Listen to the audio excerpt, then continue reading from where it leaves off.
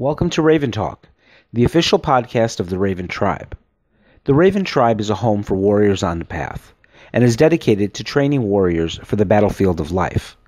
Visit us on the web at theraventribe.com, where you can learn more information on membership, warrior training, as well as links to our official YouTube channel, Facebook group, apparel store, and our official bookstore, Marshall Books. Welcome back, Tribe. Today, we bring you the first in a series of roundtable discussions. Our topic today is knife combatives, and we'll be talking with myself, Fernand Vargas, special guest interviewer Daniel Laufenberg, Chad McBroom, John Kovacs, and Jim Hogue. First things first, what is everyone's ideal blade length, for a tactical blade that you would be carrying with you? Well, mine would be anything that cuts or stabs. I teach anywhere from what's called the bloody or a small knife, which basically the length of the whole knife goes between your thumb and index finger when stretched out, up to a Bowie knife. I prefer the small knife for easy concealment, but I also like the regular old standard pocket knife. So, because if you do have to use for defense, it's a little easier to say that, yeah, my pocket knife is there to open boxes, letters, instead of, I've got this, really badass looking knife, and on across the blade says Eviscerator 5000. So I prefer something a little bit more reserved, but blade length between small and medium length myself. I'm thinking about 4 inches, man, usually. It's about right. It's about the average size of what I have for what I carry every day, give or take. Well, I'm of the opposite opinion, guys. The question was, what is the ideal length? And so I'm going to go with my gut here, and I want to have at least 12, 13-inch blade. I mean, in an ideal world, I would carry a Bowie or a toothpick with me everywhere I go. Now, when you say ideal, is that like sort of like your fantasy wish, or that's like what you can actually do in real life? I think ideal would be, like Dave said, like Fernand said, I think you would be whatever you could get away with your ideal, but I think you can answer it any way you want. Well, shoot, I'll take a 15-inch Cooperine myself. How about you, Chad? Can you hear me? Oh, yes, sir. Okay. I wasn't sure. I was trying to figure out how to get my phone off mute here. Sorry. I would have to agree with Vargas on that one. As far as ideal, longer is better. I think probably the spirit of the question was dealing more with what is ideally practical. So for me, that really kind of changes from day to day depending on what I'm wearing and what I'm carrying. But as a general rule, something that I feel like I can always carry is something with about a fixed blade with about a 3-inch blade. I'm able to do pretty much on a daily basis.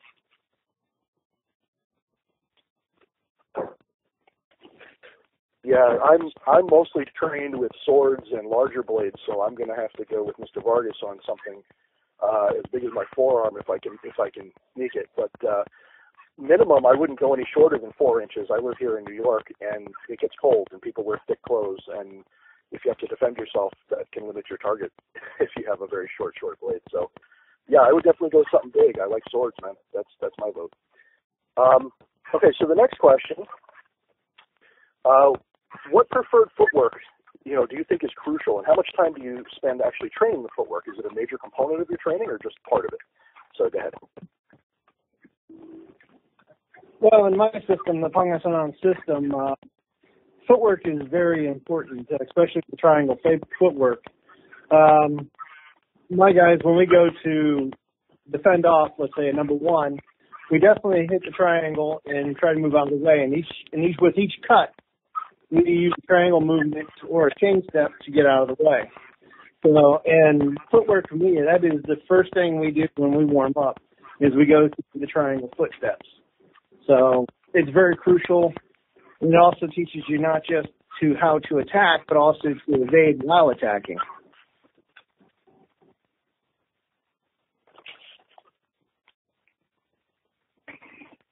And I think that's John next. Yeah, I agree with the whole triangle footwork, the male and the female triangle. I think it's all very important. Really teach you how to get off that line, enter on a 45, get into his blind side or the cold side, if you will. I think it's great. I also like to plug in some Western type fencing footwork as well. The incortadas and so on that I think have a rather immediate response, kind of like attack the attacker instead of just his weapon hand.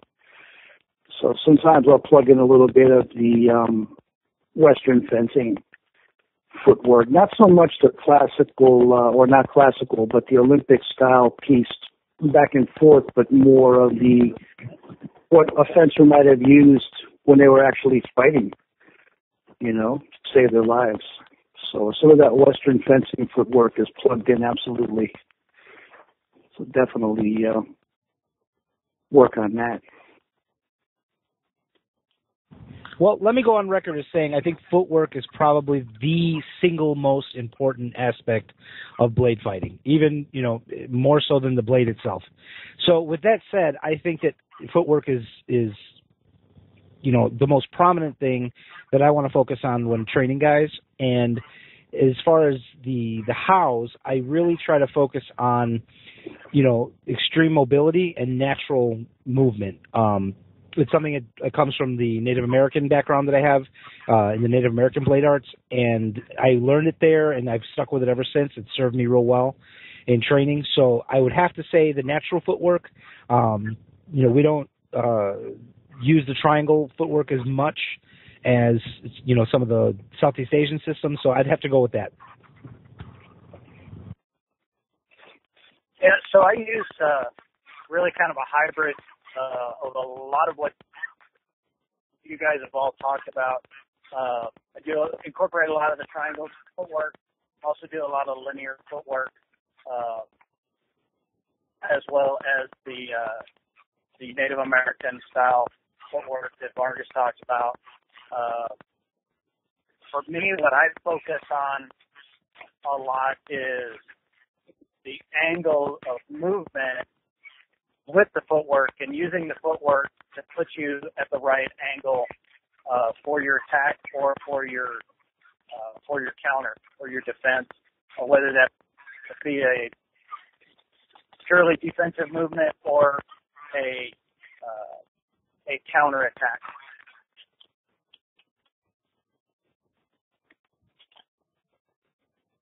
Okay. And I agree with just about everything you guys said. The only difference I have is that most of my training, again, has been with swords and with larger blades. So actually it was very new to me to experience natural footwork like Mr. Vargas is talking about. He's had to correct me a bit on my own footwork during things. But I would agree with all of you. I actually like Chad's idea of using a kind of a hybrid because the bigger your blade, I've noticed, your footwork changes versus a smaller one. If you're getting really close to somebody, I feel like, there are times you want to be really stable because they may try to grapple you. And if you're at a distance, being really quick and being able to evade is much more useful. So let's go to question 3. What is your preferred training range? Do you prefer to train, really up close fighting, or do you prefer to keep at a distance and snipe people? Go ahead, Jim. Okay, well, with us, we're very in-close fighters. Most of the combats I've done comes from like my barroom bouncing days where we have to be up close and personal. And that's a lot with our knife fight I was taught by Tony Marcial, is very close, in close. We get up in there, and that's why I use a shorter to mid blade so we can get in close. The whole thing is for me to take down as I'm cutting, and then once I get to the ground, to keep slicing, or as we call a sling machine, where the reference of a needle goes in and out rapidly. So that's kind of the arena we are. We like to be up close and personal. We like to steal people's space and try to dominate the fight quick, fast, and early.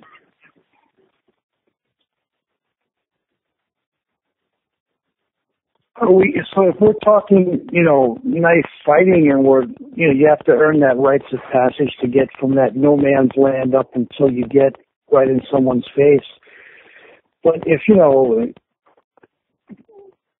having lived in a big city and all, the knife actually is a tool of ambush.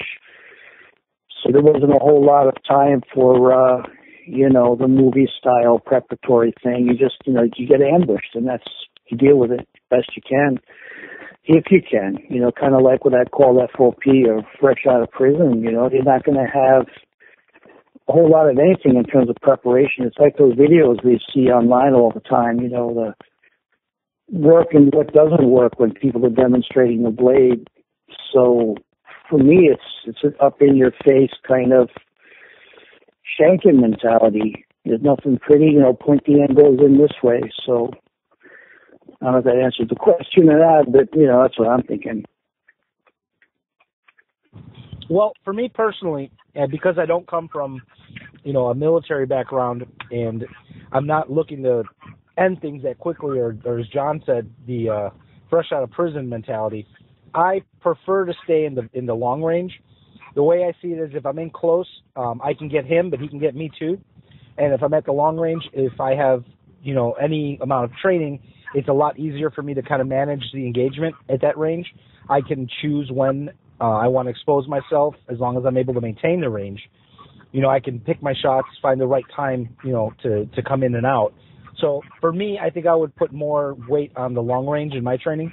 We do deal with the short range in the Raven system, but for the most part, I like to keep it out at a distance. What we do, my system is we actually spend a lot of time transitioning through different ranges. So we'll start at a long range, move into an extremely close range, and then work our way back. So and we just kind of incorporate a lot of in between there. So it's not uncommon for us to drill starting at the long range. We do a lot of bridging, finding ways to make entry so we can get in close and render our knife as effective as possible while rendering our opponent's knife somewhat ineffective based on our angle and range, and then either finish the fight or get out of there, depending on if we're dealing with multiple opponents, single opponents, all those different variables that come into play. So a lot of my training is moving through the ranges. Yeah, I'm going to have to say that Chad probably echoes my personal opinion the most. But I will say that, my first instructor in empty hand martial arts used to always say safety is closest to the heart of danger, and there's a lot of truth to that in a lot of situations. But when it comes to blades and weapons, the guy with the longer reach generally has the advantage. So I think it's really important to be really good at both, extremes and everything in between as best as you can. I couldn't really tell you which one I focus more on when I teach my son or anybody else, but I try to get them all in there. You know what I mean? I don't like to prefer any.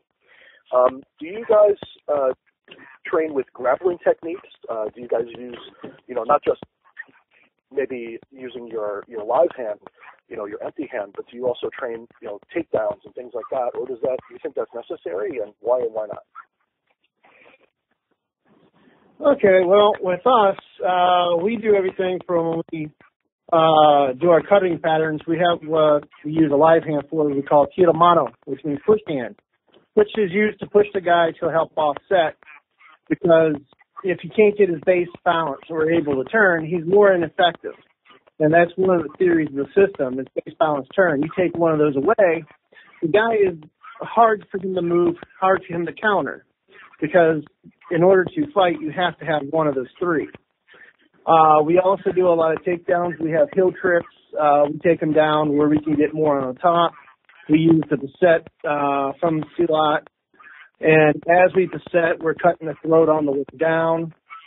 We have grappling moves, and we also use an anti-grappling to where if an MMA or Brazilian Jiu-Jitsu guy tried to get me in a position, we carry a blade on the left side just for that reason. So because most of your locks are done from the right, so we pull the blade from the left and we go to town.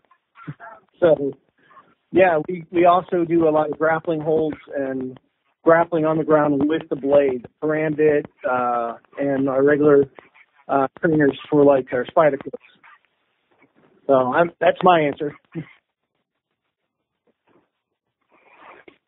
Well, I got to just agree with pretty much everything you said. I mean, taking that blade on the left side sort of is it's a game changer, you know, and I think it's important if you're going to be practicing, you know, some kind of self-defense that you stay aware of that. And you know, some of those blades that they have, and I forgot the name of the one, it's right on the tip of my tongue, was meant specifically for a left side carry for law enforcement. I think that these type of methods are crucial, you know. So the anti-grappling thing, because, you know, we're not talking about sport, we're talking about personal protection and self-defense. So, you know, going for the submission is not the goal, it's survival by any means necessary, right? So I think practicing to grapple with a blade is important. And as you mentioned just a second ago, that counter grappling as well. But definitely I got to agree with the whole left side carry. I think that's a good one. And I think it's important for people to learn how to do that. Well, in the Raven system, we do focus a lot on grappling with the blade. We teach a good amount of blade-assisted takedowns, and we deal with some groundwork, and especially what we work on is that clinch range where you kind of get the tie-up where, you know, I've grabbed your blade hand, you've grabbed mine, we've gotten into some kind of configuration where we're trying to stall each other out, and that's an area that we do focus on a lot. I think the blade grappling in general is an area of training that's often neglected, so that's one of the reasons why I wanted to, you know, create at least a good amount of techniques and tactics to deal with that situation. Yeah, on this one, I pretty much would just have to ditto what Vargas just said. I don't really have anything to add to that. Yeah, the only thing I would add is that the way I see it, it's like a tripod. A person has mobility, they have reach, and they have power. And anything you can do to rob them of one of those, or all of them, of course, is preferable. And if you can rob them of the mobility somehow, it doesn't mean you have to land on top of them, but if you can trip them up or make their hand unable to move because it's pressed against their body, or anything you can do to grapple them safely, I think is always something that I would encourage people to try to learn how to do. With a knife, it's dangerous, of course, because you could be cut in the process. So, but people are going to try to grapple you, so you better know what to do. If you don't know what to do and you're on the ground, you're in trouble. Okay, so this should be a quick one.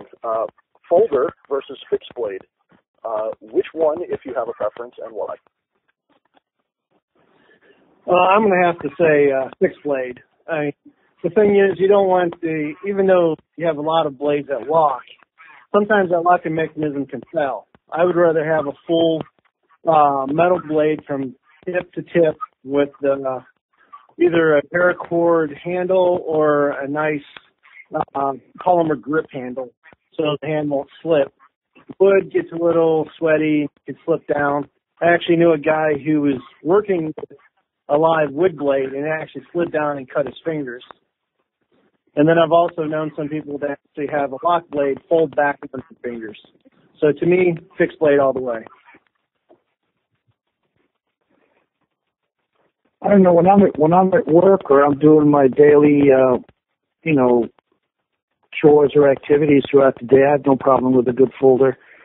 You know, I think if you get a good quality folder, I think the likelihood of it folding on you or collapsing on you once it's being utilized is not so apparent. I mean, anybody I've known who's carried a good quality folder, it's never folded or busted on them. And if you get a cheap blade, maybe, but I think the better ones have been tested against any of that happening. And throughout my day, if I'm working, it's just more practical for me to have a folder. Obviously, for deployment, you know, a fixed blade is better, quicker. I mean, it's already been shown that the slowest person with a fixed blade is faster than someone with a folder on deployment.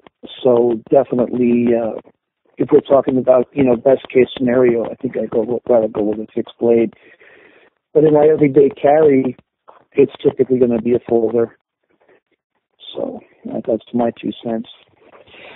Yeah, for me personally, fixed blade is king. And just to ditto what John said, doesn't matter how good I get at opening that thing, how fast I can get at opening up a folder. I feel like it's just one more variable. And when it comes to deployment, you know, you can't beat a fixed blade. It's just one less step, you know, one less variable in there that can go wrong. So I would definitely recommend that anybody carry a fixed blade if they're able to. There's a saying that a folding knife is just a knife that's already broken. So my preference would always be a fixed blade. However, as already been mentioned, with some of the quality of production that we have on some of the high-end folding knives, the chances of them collapsing on you on a good quality folder is pretty slim.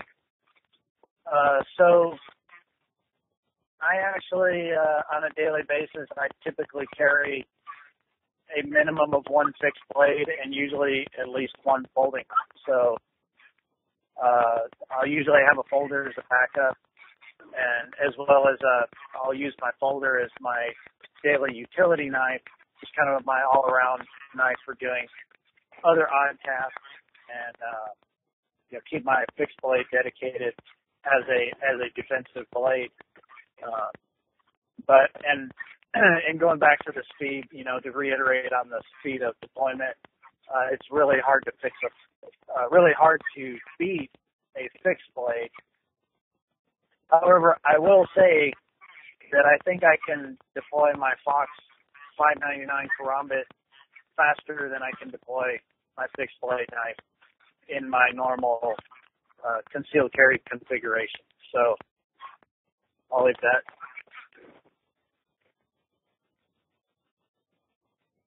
Yeah, for me, I agree with Chad, with the addition that when you're doing concealed carry, for me personally, I find fixed blades are a little harder to conceal. You know, obviously put somewhere safe. Either that or you're going to get a blade that's maybe too small. That doesn't mean there aren't exceptions, obviously. It's just that I think for the average person, it's a lot easier to go and pick a quality folder and conceal that than it is to pick a good fixed blade that would be usable. But that's just opinion. I think I would say that fixed blade is definitely my personal preference. Okay, so what about karambits, balisongs, and those kinds of knives? You know, specifically those two is the question. What is the combat efficacy of karambit and balisong? Do you believe that they are good, bad, in between? What would you use and why? Well, personally, I do like the buddy song, and I do teach my guys how to open the song with different openings in the karambit. But I definitely say that a buddy song is more just a knife how you open it up fancy. The karambit is a whole different animal. It's a nice hooked blade that goes around the finger. I've seen some people actually hold it with a pinky or the third finger. But it's just a whole lot meaner, a lot more way of using it. It's a little bit different. But the buzzsong is no more than just a regular knife. So the use of that would be no more different than a fixed blade or a lock blade, which best way I can say is that the only difference between the buddy song is that you can use the opening and the closing as a weapon itself. But personally, I prefer the Karambit because it's just a really great weapon and a very, very mean weapon.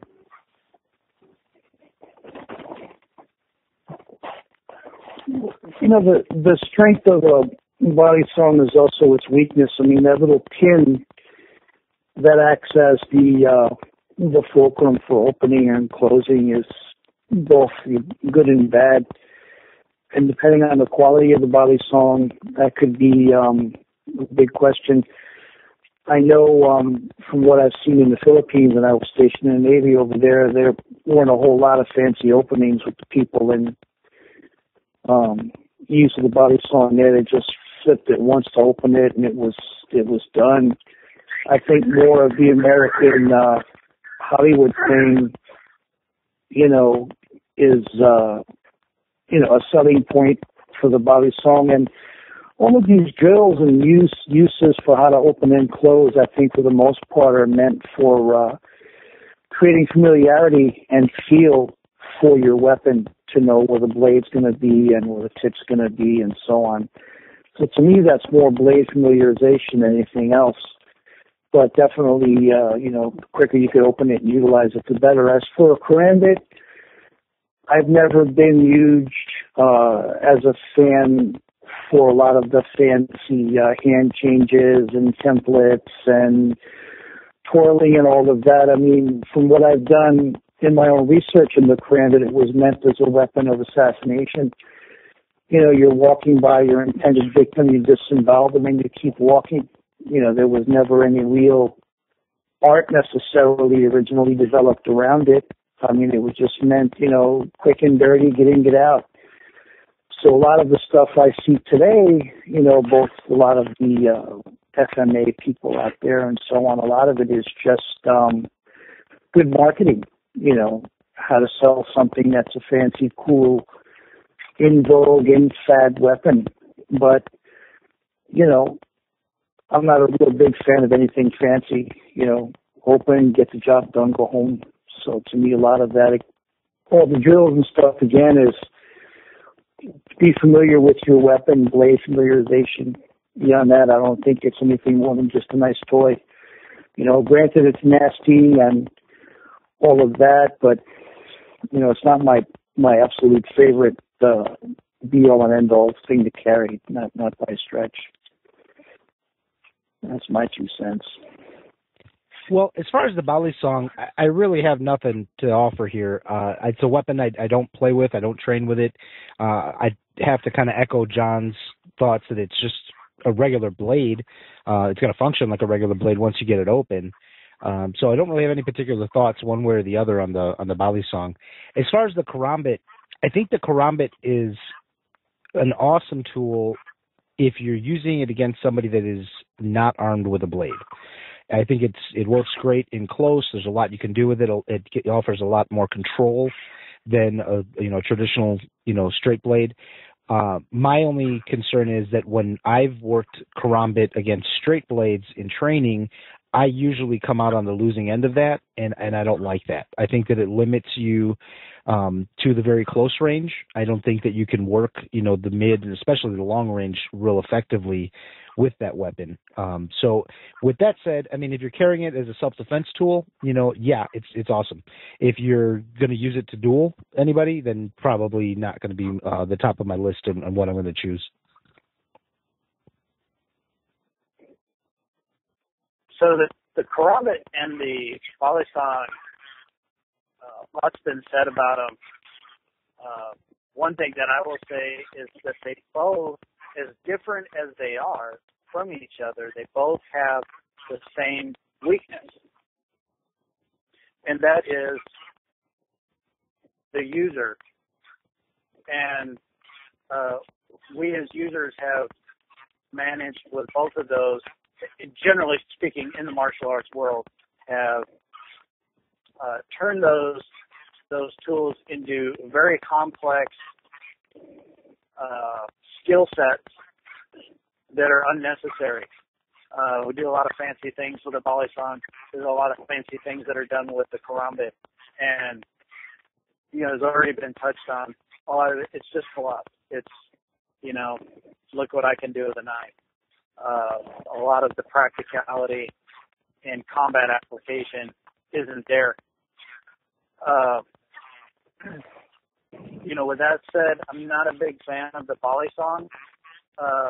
It is just a regular blade. I mean, you think about it, it was the original lock blade.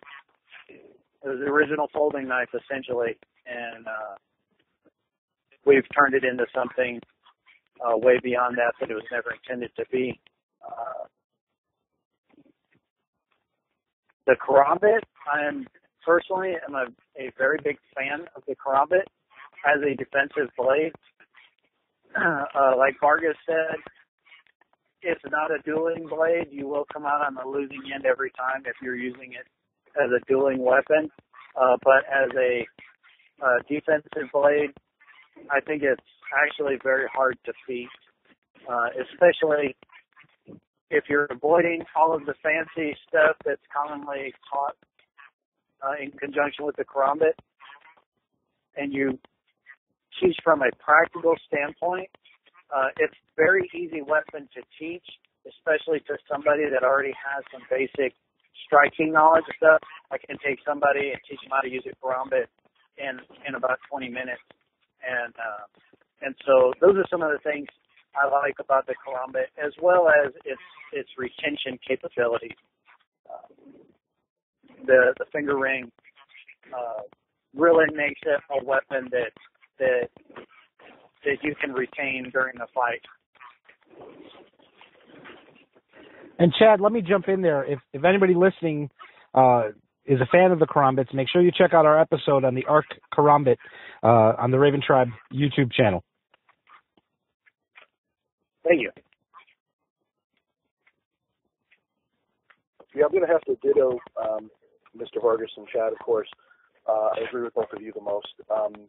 Especially here in New York, we can't even probably say the word balisong without a police car pulling up to your house. So everyone's scared of those out here. But yeah, I'm going to have to say the karambit of the two, and mostly as a defensive tool against unarmed attacks. Okay, so this one should be kind of interesting. Number 7 would be, how much time do you spend teaching or training deployment technique? In other words, the way you would draw the blade or open it if it happens to be a folder or both.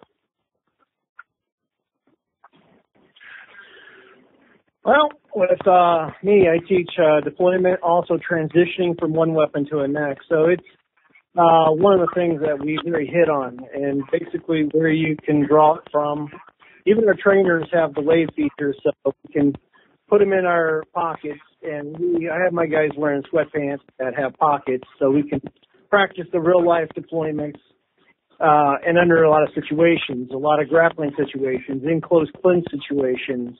And from where the guy comes in, you hit him on or push him away and deploy to come at him. So yeah, that plays very heavily in our system. Also, let me say that I'm in Kansas, so you guys talk about knife walls. I'm talking about because in Kansas there are no more knife walls. So next person. I'm moving.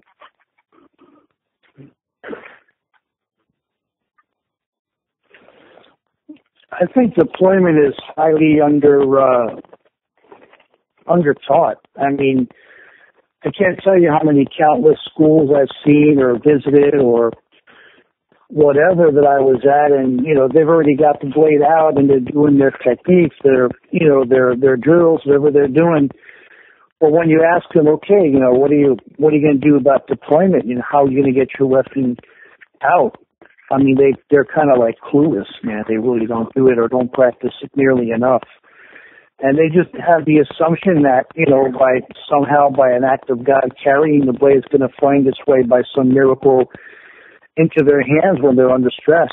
When you're stress testing this stuff, a lot of times it's not going to fly. I mean, I've been to schools, I take a nice baseball bat that's padded and tell the guys, man, okay, deploy, before I beat the shit out of you with this bat. And they don't get it out in time, man. They've been beat half to death before they get their blade out. So I've seen it time and again, and they're not circling, they're stepping back in a straight line, they're panicking, they got that adrenaline rush kind of happening because they haven't been under enough stress testing to see if they can deploy, and sometimes they're trying to deploy, in close quarters when actually they should be using maybe an empty hand tactic before as they're deploying rather than just focusing on the blade, hence getting beat all over the body with a, foam covered baseball bat inside the school. So I don't think deployment's taught enough, maybe amongst us we can say, yeah, we teach it, but generally, I think it's even in a lot of so-called schools that emphasize blade, they've already just got the blade out and they're doing all their templates, whatever they're doing with their drills, but, the blade's already out and they're doing what they're doing, but they haven't spent any real time deploying, especially if it's a folder, Straight blade is one thing, fixed blade is one thing to deploy, but to successfully deploy a folder, that's a whole other animal altogether. A lot more complicated, a lot more time consuming than people think. So, yeah, I emphasize it quite a bit, man, because I think, any weapon you carry is essentially, you might as well not even have it if you can't deploy it. I don't care if that's a collapsible baton, a blade, or anything else. Blade retention and deployment, it's all useless unless you practice how to use it. So I'm a big fan of teaching people deployment, So that's what I'm thinking. Yeah, absolutely. Deployment is something that has to be trained, and like John said, it's something that's often neglected. I make sure that the people I train with learn deployment fairly early on. We look at opening the blade, proper grips, proper way of opening. And I'm a big fan of duress drills with training the deployment of the blade. I put boxing gloves on guys and have them start wailing on each other. And, the other guy's got to, be able to deploy that knife properly. I make guys dizzy. We'll put, chapstick over the person's goggles, so they have to, just go on the tactile sense and be able to, find that weapon and deploy it without, having the benefit of any vision. So I think there's a lot of things that can be done, real simple things to help students mimic that stress environment and be able to deploy, because the weapon's not, worth it. It's not worth anything if you can't have it in your hand and be ready. And also too, one thing, I remember kind of a prick move I did on a student once. Now I'll admit to this, but it was for his benefit. We didn't use blade trainers at the school for deployment drills. We used to go to the flea market and buy a bunch of, cheap plastic handle folders, and I would just take them to a grinder and take the edge off of them. So one day I actually crazy glued the damn thing closed. And I gave it to him, and I had him go do these drills, and he was like getting really frustrated because he couldn't open the goddamn knife, and he was having a hard time, and he was failing at it. And the whole purpose of that was to demonstrate to the student that, hey, sometimes things may be going so bad you don't get that thing open. And then that's when we looked at having him transition to, purely empty hand tactics to be able to, properly defend himself, because he was failing every time on his attempt to deploy. He didn't know why he was failing till later, but yeah, that's just kind of an idea of some of the things that we do to make sure people understand it. Man, he must have loved you. Yeah, I have to echo pretty much what's already been said. Deployment is a huge thing that needs to be trained. I train a lot in the seminars that I teach, the courses that I teach. I mean, think about it. Imagine going to being trained in a firearm and never learning the draw stroke. I mean, when I was learning to use a firearm, we didn't shoot for a week because we spent the first week just learning how to present the weapon. So, yeah, deployment is huge. I'll just leave it at that. I like that Chad brought up the firearm thing because drawing is very important. You know, most of my things, I keep saying, is from the sword, and one of my favorite arts that I have studied at least a little bit is Iaido and Iaijutsu. And drawing a weapon is an art in and of itself, and I think to neglect it is really stupid. You know, I hate to put it like that, but it just is. Being quick, being the first one to strike, being the first one to respond outweighs almost any other technique that you can do. You know, if you're the first one to get your cut off or your stab or your block, you know, if you can block quickly, you know, defend yourself, that's how you win. You don't win by getting punched in the face and then fumble to get your weapon out. You know, it still happens, but if you can do it quickly, that's where the advantage is. So absolutely, definitely train drawing. I would say I spend all the weapon stuff that I do, how to deploy that weapon is easily 30% and a half of the time that I spend on it. You know, I would say, especially with firearms, everything else is secondary. If you can't get that firearm on target with the draw stroke, there's no point. Okay, this is an interesting one. Do you believe a responsible person, actually, let me come back to that one. Do you teach knife sparring and why? Let's do that one first. Well, knife sparring is where you test everything that you've learned, all your drills, all your techniques, and that's where more of the rubber meets the road without actually killing each other. So you have to deal with someone who's not going to cooperate with you, someone who's not going to let you do your techniques, someone who's out to cut you as bad as you want to cut them. So sparring is very essential, and it's the key to knife fighting.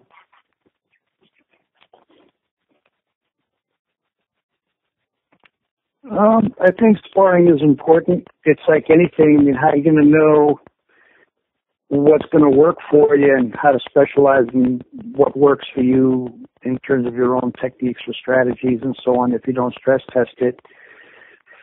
And work against somebody who's giving you resistance. I mean, anything works when you got a cooperative training partner, man. But when someone's trying to resist you, can you make what you're doing fly, you know, and then stop them from doing what they're doing? So, yeah, I think it's important. I don't think it should be the main emphasis. I think it should be a part of the whole big picture.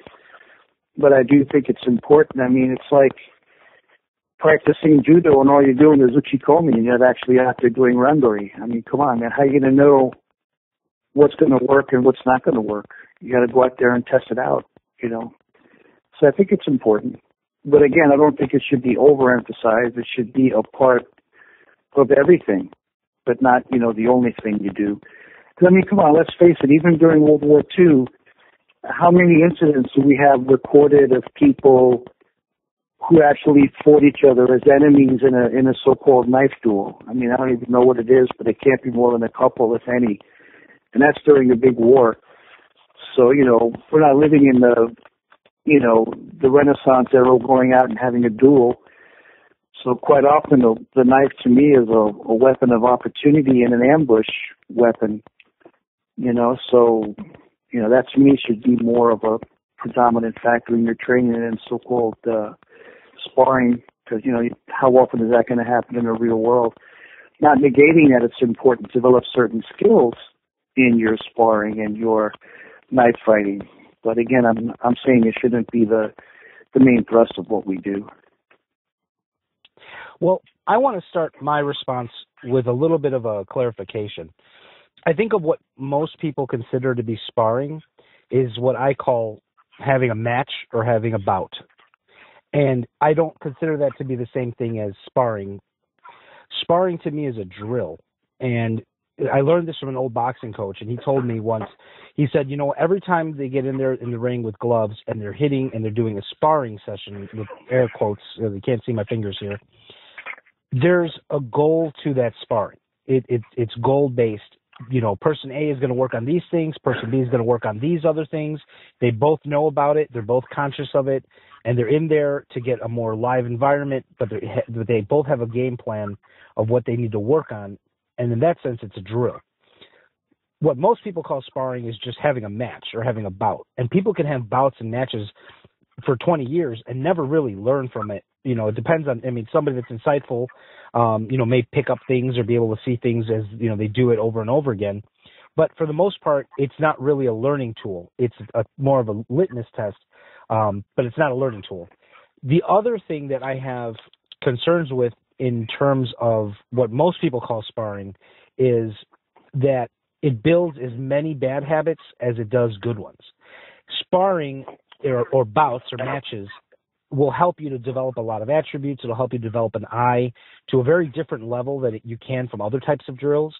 But you also, what I see is you begin to have the time limits, you begin to have time to implement strategy, and you can use that as a tool to become very good at dueling, but it's not going to always be good for, a well-rounded approach to blade work, for self-defense.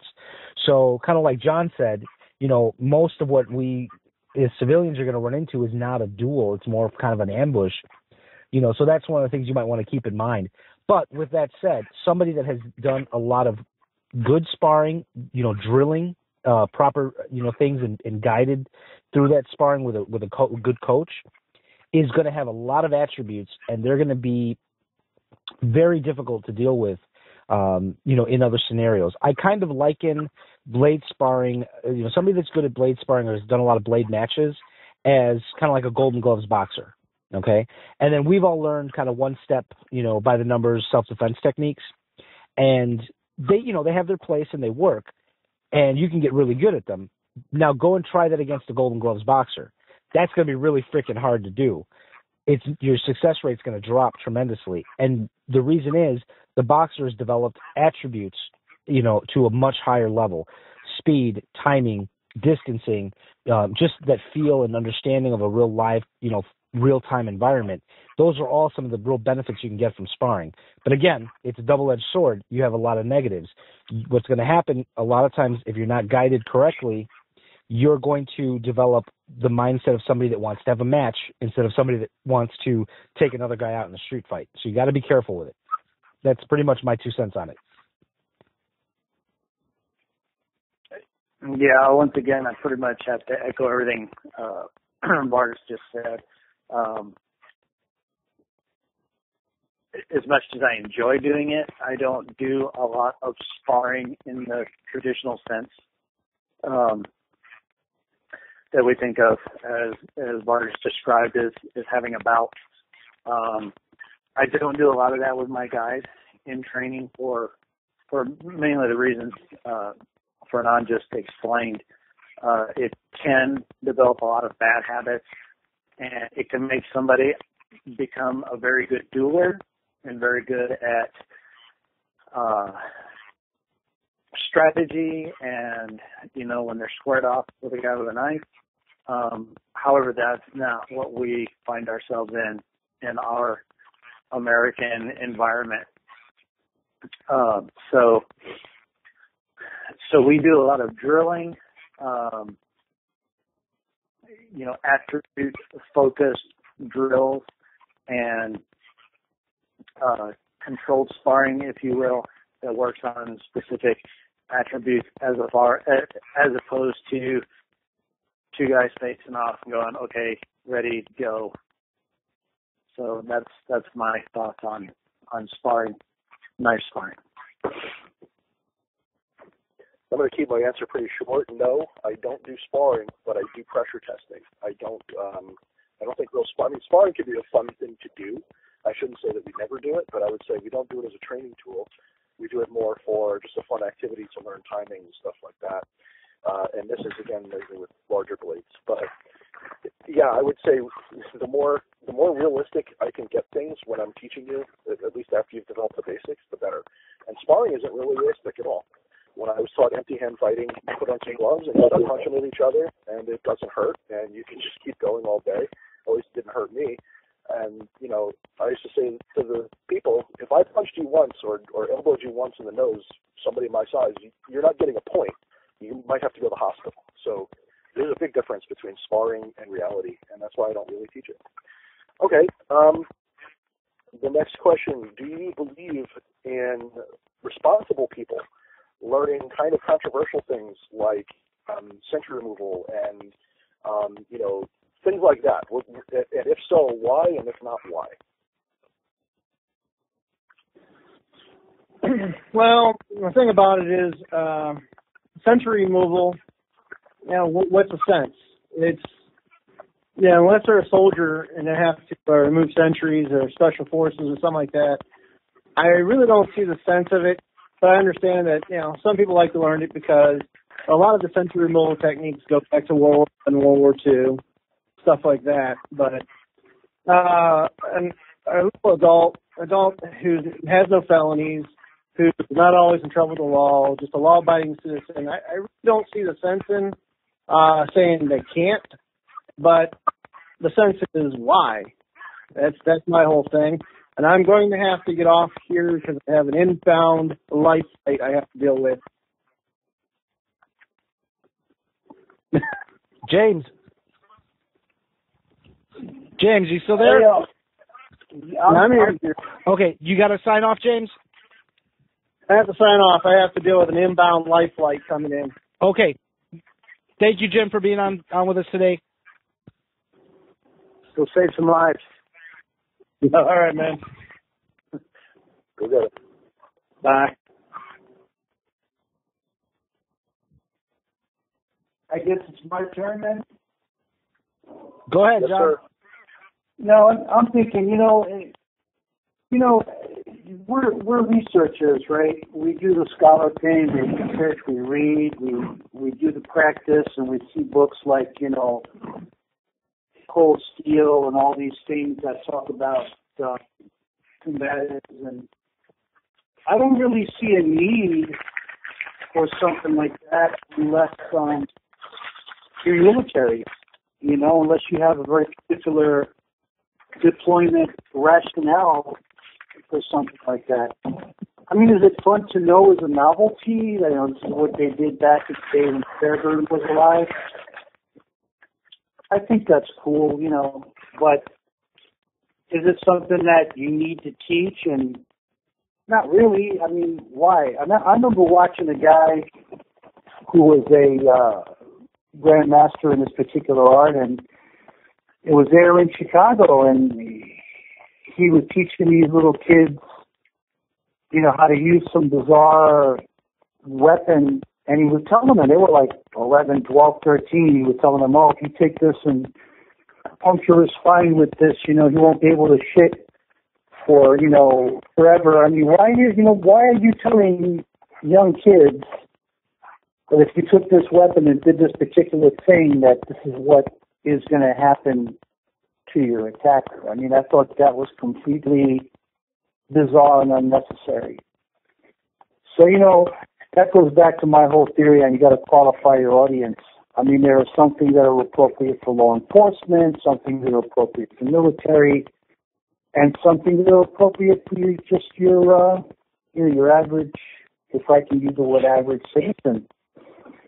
I mean, sentry removal. Are you going to try and sneak up on your fiance and any act of cheating on you and take them out? I mean, is that the whole reason you want to learn a sentry removal technique? I mean, it's kind of like bizarre to me. So I don't think it's really necessary. Is it good to know if you're a rounded out martial artist? Of course, especially if you're teaching so-called combatives. It might not be bad to be rounded in that way, but I don't think it's a necessary thing at all. Well, I have to disagree with my two esteemed colleagues here. I've got two words for you: Hans Gruber. So, anybody get the reference, or did I fall flat here? More or less. Okay. So let me say this: there's a great quote in a movie, a Val Kilmer movie. I think it's called Valkyrie, if I'm not mistaken. And I could be wrong on the title, but in the movie, he's some kind of special ops guy, and he's walking through, with this new team of his, and he sees this soldier, and he looks over and he's like, "What are they doing?" And the soldier's real, quick to say, "We're teaching them knife fighting."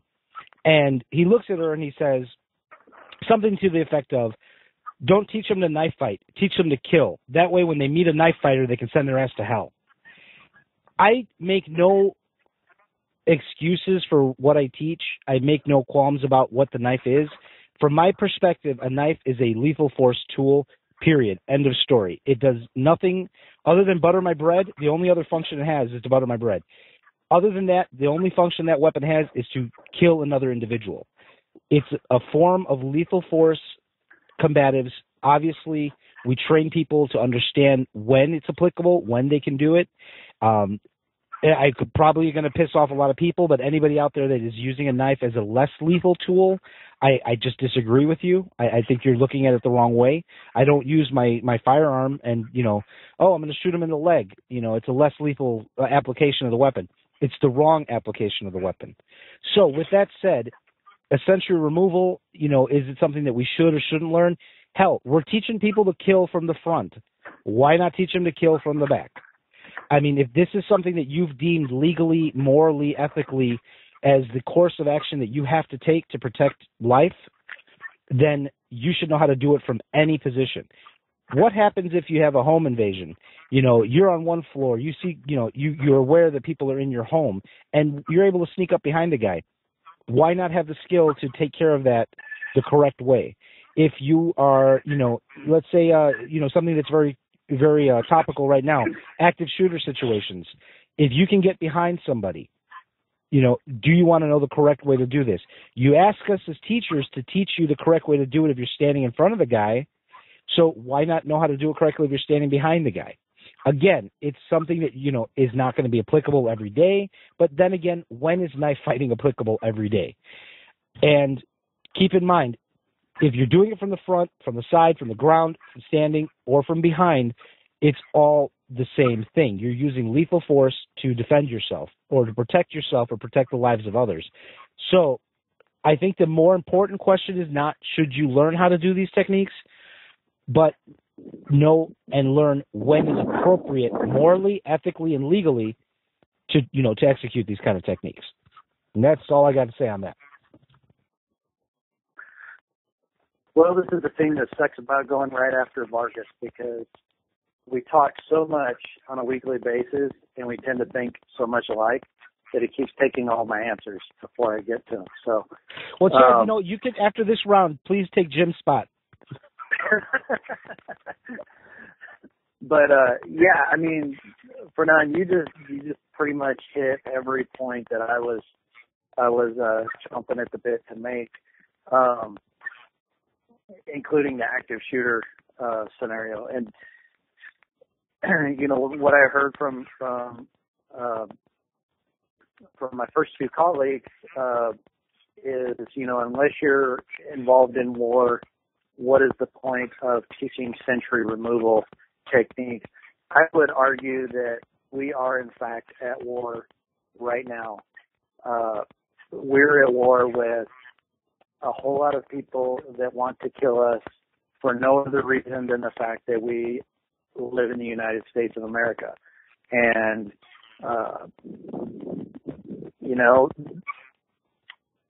somebody hijacks a plane.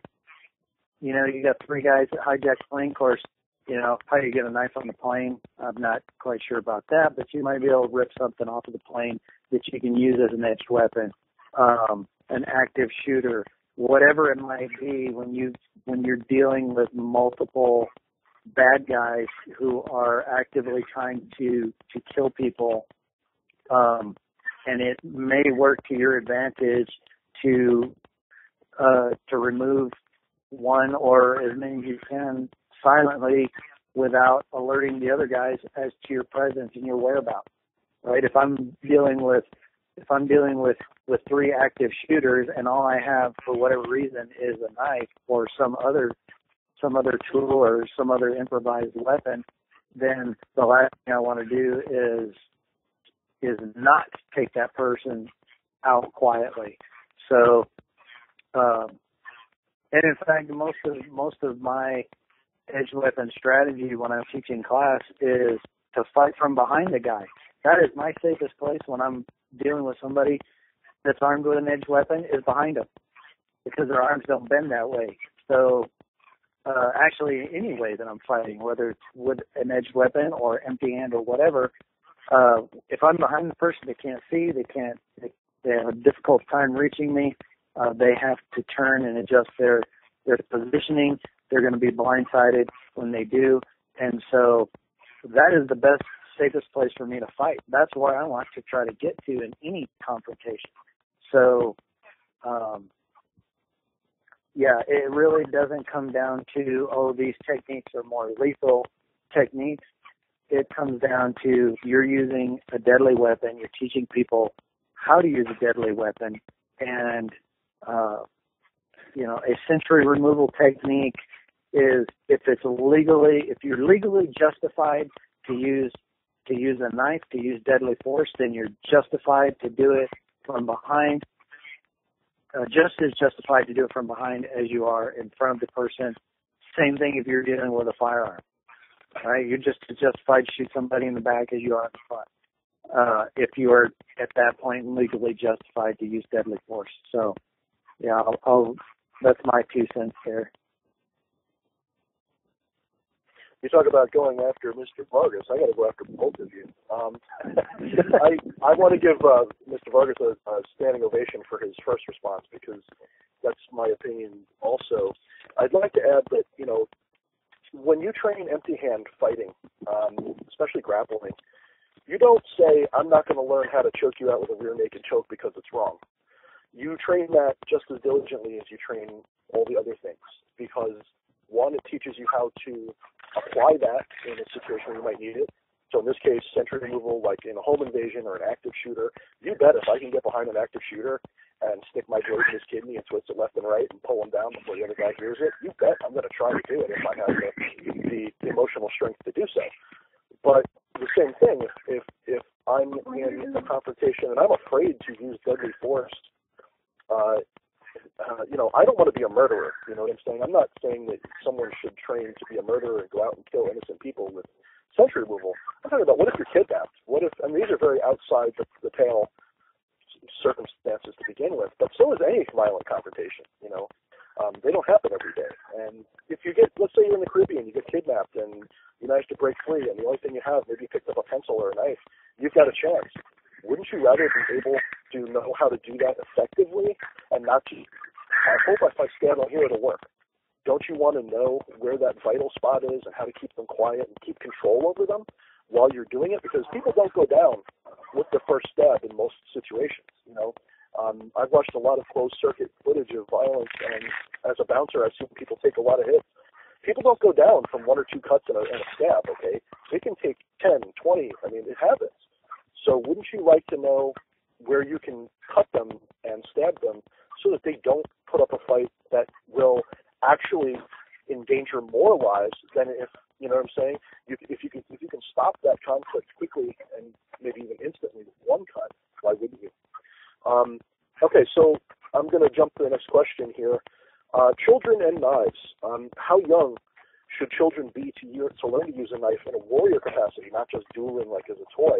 I think Jim, or was it John, mentioned before, talking about a little child being taught how to kill somebody, and I kind of mentioned that in my own reply to this. But how do you feel about children learning deadly skills? At what point is it okay? When is it not? Just give us an idea of what you think. Quick, Chad, go first. Okay. So because I do teach a lot of edge weapons stuff, that's probably the main focus of the training that I do. I don't teach children in my classes. I just basically don't teach children at all, with the exception of my own children, because I feel like it would be irresponsible for me to teach kids some of the stuff that I'm teaching, especially the use of the knife. I just think they're not mentally prepared for that. There is one caveat, though, and basically I won't teach anyone that's under the age of 15. The one caveat to that, however, exceptions that I have made are if the child's parent is also in my class, they have a child that's under the age of 15, within reason. So I think I've gone as young as 12. If that parent is attending my class and they want their child to learn what they're learning, then I will at times make exceptions.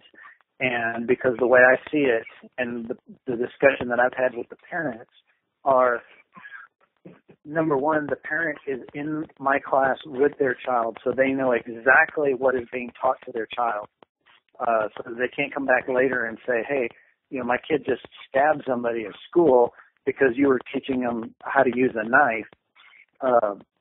The parent is right there alongside their child, and they know exactly what is being taught. They're hearing me teach the use of force, the legalities of the use of force, and when it is okay and legally justified, and when it is morally justified. And they're right there. And if there's a point where they're like, hey, you know what? I don't think my child needs to learn that, they can say, hey, Johnny, go sit down. So that is the one exception to my rule of not teaching children, with the exception of my own children.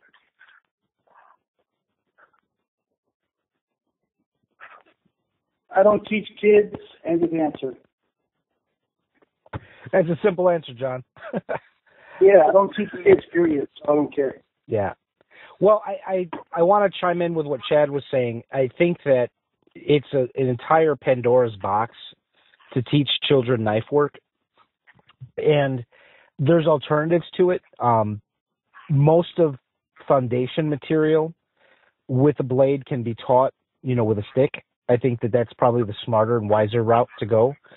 You can start a child out young with a stick, and as he matures and you can kind of gauge that maturity level, you can start to explain, hey, this is where the knife fits in. Obviously, it's not 100% the same, but, there's enough there, and I think it's the wiser, safer choice. The issue with teaching children knives, again, like Chad said, it has a lot to do with the parents. I personally don't teach any children at all. I'm kind of like John. I don't teach kids at all, with the exception of my kids. Now, if you ask if my children learn knife work, the answer is yes, they do, and they learn it in a way that I've thought out very carefully. I want them to be aware of blades. I want them to, understand, how they work, how they function. Much like with firearms, I think that exposing children to these things early and in the right manner helps them to develop a respect for the weapon, and that, is something that has been proven, especially in the firearms community. Children that grow up around firearms, children that are taught proper, handling and maintenance, Eddie Eagle, they have a much safer experience with firearms than somebody that doesn't. So, you got to put in context that my children see me with knives on a daily basis, literally, doing something, training something.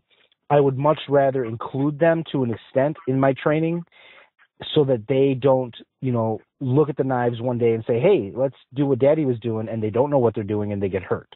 I have knives all over, in my training area. The children have been exposed to them since since they were born. I used to literally bring the playpen into the training area, and they'd be in the playpen watching my students train. And they can be in the area, and I'm fairly, confident that they don't touch anything. They have no, curiosity to touch anything, because they've done it all before. They've touched everything. They've looked at everything.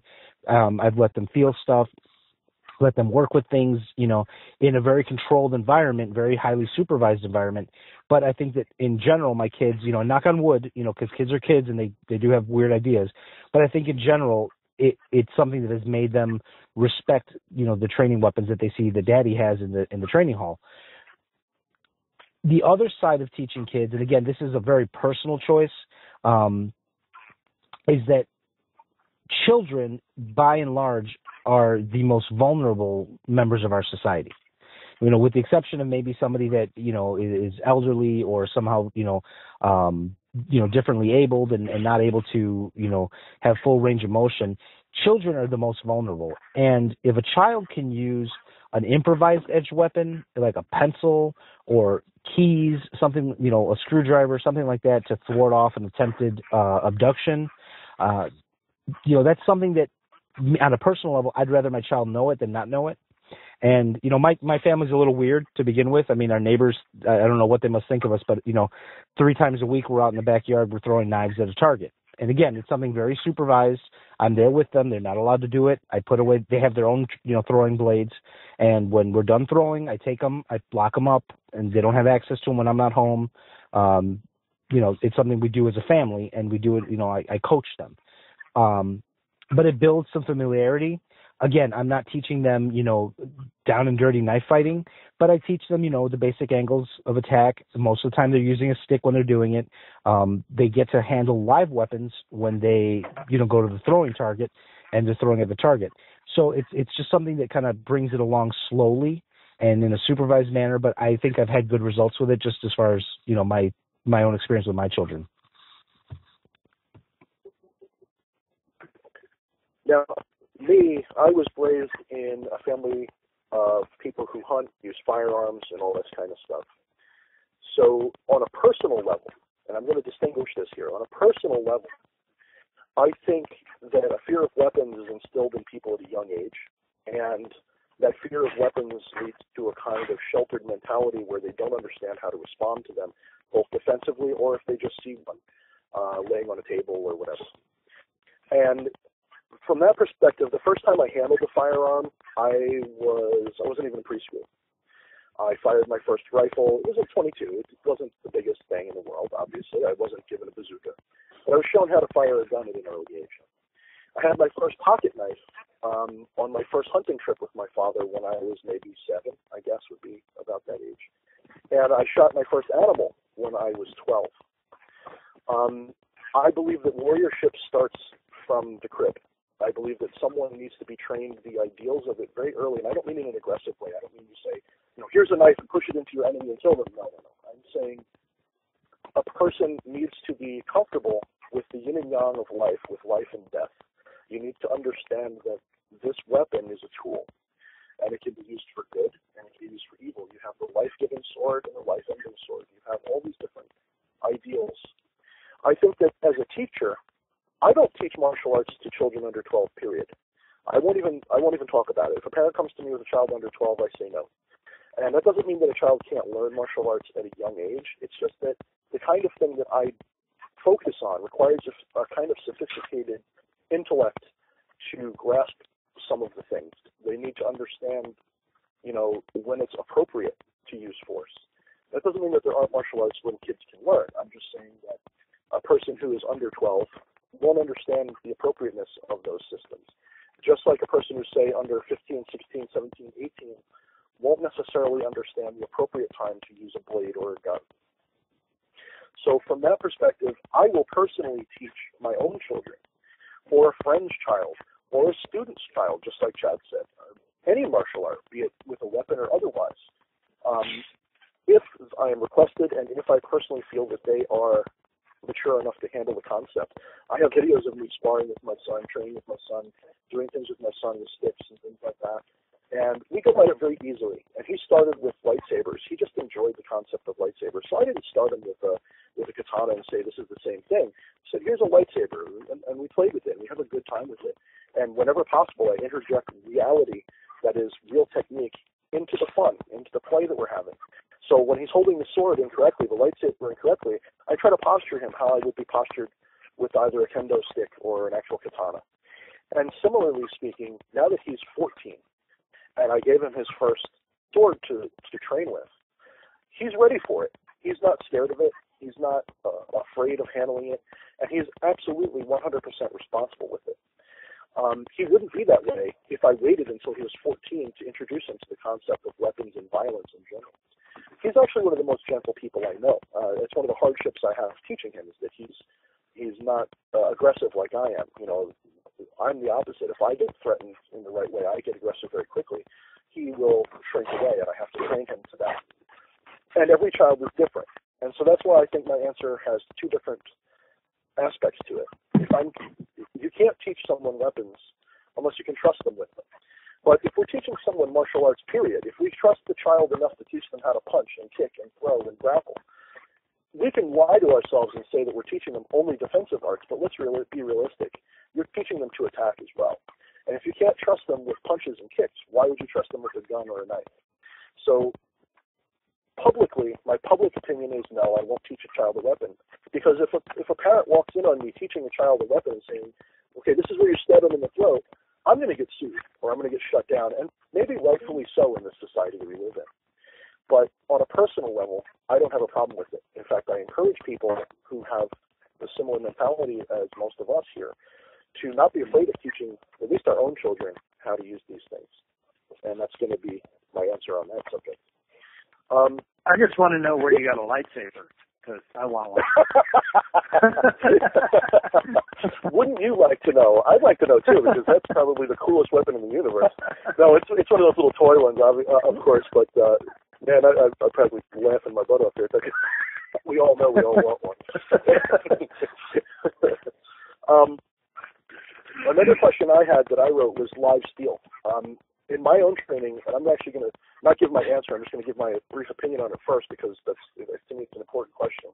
Live steel is something that I train with swords a lot. You can't learn how to bind a weapon properly, like a sword, without a live, sharp edge.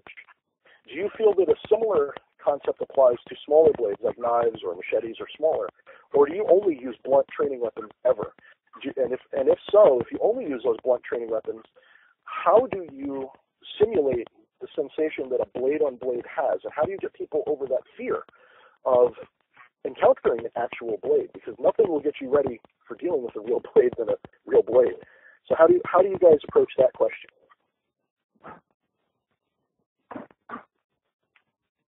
Am I going first, or am I back to my normal order? No, you jumped to the front of the line, Chad. Okay. So the short answer would be yes. I do train with live blades, and I have my students train with live blades. Do in my seminars, certain seminars that I do, we do live blades. I don't do like force on force type, or even drilling, one-on-one drilling with a live blade. My training with a live blade is usually like war post training, where I have the students thrusting and cutting on a piece of wood, a large post, telephone pole, dead tree, whatever it might be, so that they get that feel of making contact and stuff with a live blade. And then we'll also do work basic angles and things like that with a live blade. So that's pretty much the extent that we train with live blades in my classes.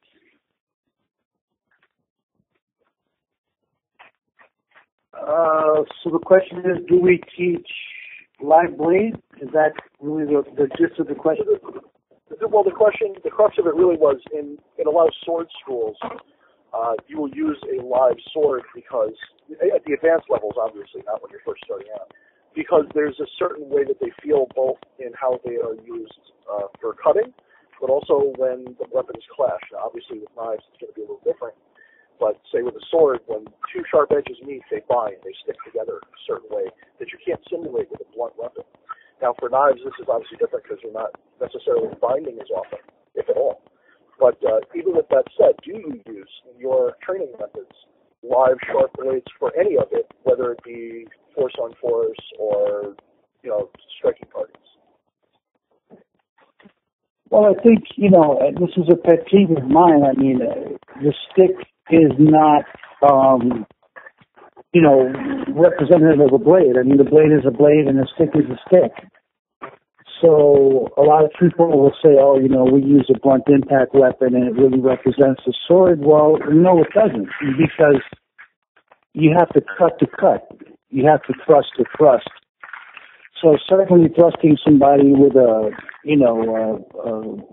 stick you use in our knees, a solo baston, is going to be a whole lot different than having a rapier in your hand or a saber for that matter. So I think the weight, I think that the feel, I think that the nature of the weapon is going to be completely different than if you use something that's a replica.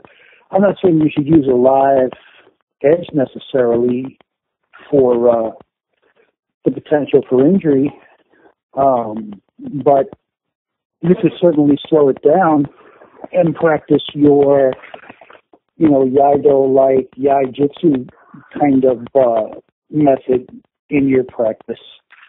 I don't see anything wrong with that. And the best analogy I could use in that would be something like someone who might do kendo, and then they're asked to do a cut. Well, kendo is not cutting; it's tapping and hitting.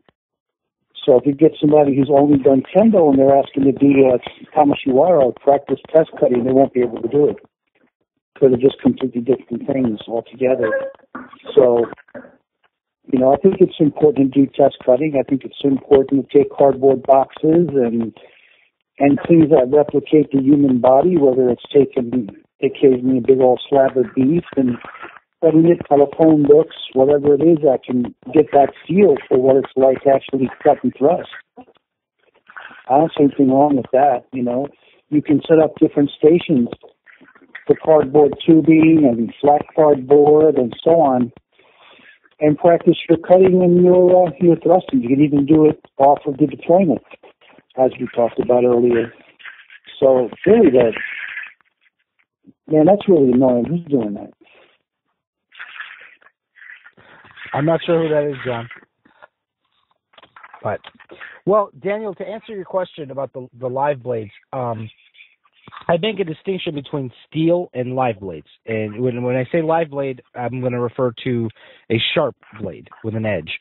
In my classes, we do use steel. I will often buy like knockoff knives and cheap folders at the flea market, and I just take the grinder to it. You make sure I have a good, good grinder, get the edge completely off of that weapon, and we'll use those weapons sometimes with the advanced students for some, for drilling. We never spar with steel; it's too dangerous. Even blunted steel is, when you're doing knife fighting without armor, in my opinion, is just too dangerous. Things go wrong real fast. As far as live weapons, I frown upon live weapons in the training environment. If there is ever a live weapon on my training floor, it's mine and only mine, and I do not allow anybody else to have live training weapons on the floor. The only reason I would have a live one is if I needed it for some reason. And we can talk about that another time because I had some weird experiences with that. But no, I treat it kind of like firearms training. When you are, when you're doing firearms training, you make sure, you have inoperable weapons or you have no, live weapons, definitely no ammos on the floor. So I do not allow, live blades anywhere in the dojo or the training floor when we're working. Now, I will tell students to go ahead and use like a war post or like John said, do mat cutting or cardboard cutting, even, just like hanging a ham or a slab of beef or something. But I tend to recommend that people do that on their own, or I do it with, very trusted students. I had a very bad experience once. I was observing a class, I was participating, and the instructor wanted to spar with one of the students. And the student had brought in like this, big, knife that they wanted to show, this big, huge Bowie knife, show to the instructor. It was a live weapon, put it off to the side, they get ready, and they go to spar. Well, the student got tagged in a way he wasn't expecting and exploded like a volcano. And there was going to be real violence at that moment. And the first thing that I did was think, where the fuck is that big Bowie knife? Because someone's going to get their head chopped off. And so my, first response was to make that mad dash to secure that Bowie knife. Ever since then, I just do not like live weapons in the training environment. You never know. People will throw you, curveballs every now and then. There's a lot of variables to personality, how people will react, in a circumstance like that one where the guy just got tagged funny, he took offense to it and exploded. So just for everybody's safety, I prefer not to. I've also heard horror stories of people drawing live blades incorrectly, thinking it was their trainer and injuring other people in class. So for that reason, I tend to stay away from it, and I recommend that people only do it in private or with advanced students whose character and you have, again, very highly supervised guidelines to this. There's a lot of stories out there. Very unfortunate. My partner Hanjiro had told me a story about a gentleman who, very unfortunately, they were doing test cutting, and he was handling his sword incorrectly. Did the test cut, bang, sword breaks, piece goes shooting off, and kills another guy on the in the training exercise. So there was even no ill will or intent to hurt somebody else, but shit happens. So keep it away from the training floor. That's my 2 cents. Can I get a quick alibi? Yeah. Just to follow up with what Fernand says, that is one of the things that I do at my classes. At the start of any class, we do a safety check, and I ensure that there are no live weapons of any kind. I live in Arizona, which, again, there are no knife rules. There are really no gun laws either. Constitutional carry state. So, half my students show up to class armed anyway. So we do a safety check. I run through a safety check, make sure that I have them secure all live weapons in their vehicle, and then we'll do a partner pat down just like we would if we were doing inert firearms training, to make sure that no live weapons are introduced into the classroom setting. So when we do incorporate live weapons into training, like I mentioned with war post training, I'm basically handled that essentially the same way I would as if I was running a firearms class and we were doing inner drills in class and then heading out to the range. Once we change training venues to where we're going to do the war post training, that's when all of the force on force inert training stops and the live blade training begins. And once we leave there, it goes right back. We do our safety check again. And so I just want to throw that out there to reiterate what Fernand said and to encourage people to do that, because, I myself have heard some pretty bad horror stories of, instructors coming onto the training floor and actually cutting students during a demonstration because they had broke for lunch and they replaced their training blade with a live blade, and then came back to class and didn't do a safety check or didn't do a new safety check. Anytime we change venues, anytime we break for lunch and people leave and return, you have to run through those safety checks again. And, one story in particular, a guy did a cut off of a draw and pulled out his knife and filleted the student's arm wide open at a seminar. So just throw that out there for people to think about when it comes to training and having a safe training environment. Yeah, I gotta punch back in and say that safety is obviously the main concern. Even when I have used live steel, sharp blades for, I wouldn't say instruction. I mean, there was a time when I was young and stupid, so let's just put that out there. But when you're using weren't we all? I'm still young and stupid, for the record. I got the young part, mostly just. But to go back to what I was saying, I mean, obviously in training, you don't want to whip out live swords, knives, guns, except for under very controlled situations. So, I want to make sure that my question when I was asking it isn't misinterpreted as, do you guys go and hack at each other? Obviously not. But I think John made a very important point I just want to jump on with the kendo thing.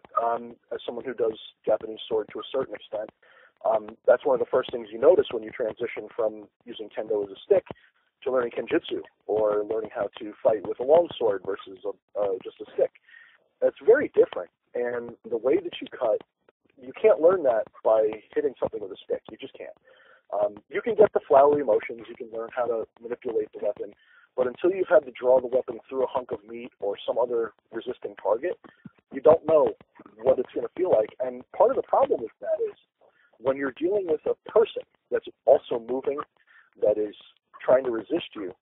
If you haven't had some experience with a live sharp weapon against some kind of medium, I mean, I don't think I could have learned how to do anything with a sword or a knife if I hadn't done it against like a hog leg hanging from a tree or something, having it swinging around at me and see how I could cut it.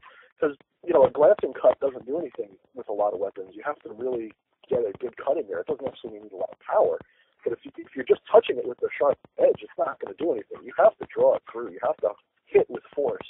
And that's a big part of training for me.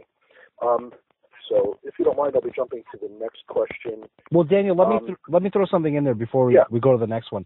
I just want to remind people that we live in a day and age where and this is regarding force-on-force training, not live test cutting. But, yeah, John is definitely make that distinction. Right. And John's absolutely correct. You know, you can't get the same mechanics from a stick. But if you have the inclination to spend the money, there are amazing things that you can get as far as trainers nowadays. You know, very accurate, you know, even down to the grind, you know, the simulated grind and everything on the trainers. You know, we're not living in the day and age where your options were the floppy rubber knife or the wooden tanto from, you know, Asian World of Martial Arts.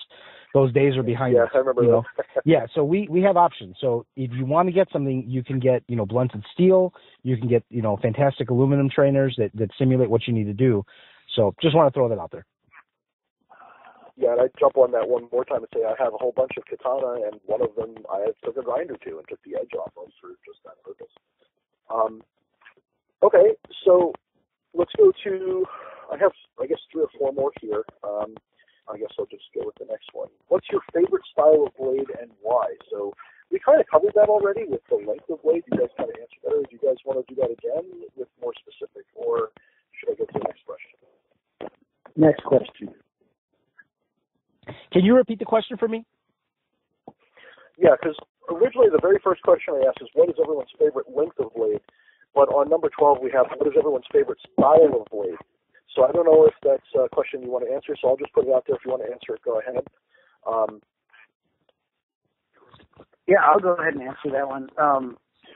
I've, as I mentioned, I am a big fan of the Combatives, but for a straight blade, I have become a very big fan of Warncliffe style blade because, you know, my experience with them, I found that they're very good for thrusting and puncturing, but they're really hard to beat when it comes to cutting as well, because of the blade geometry. It just digs in so well and cuts so well.